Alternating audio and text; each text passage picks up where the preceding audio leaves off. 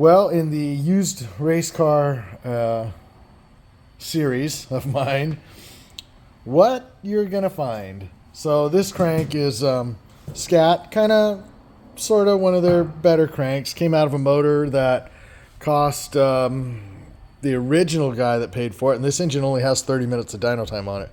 So which was all tuning time, he paid over $55,000 for the. I think it was closer to 65, 68,000 for this engine, which is a medium riser Ford with a stack injection. So you can look at these oil holes. They're chamfered pretty close to what you'd expect to see.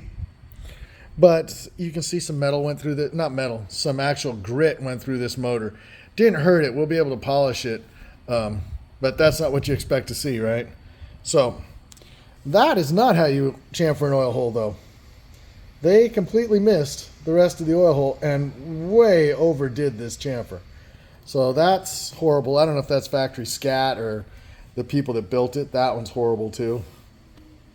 That one's pretty bad. So it looks like that's, they're just overly large. The mains are bad. The rods aren't that bad. They're not done right, but they're not bad. So, well.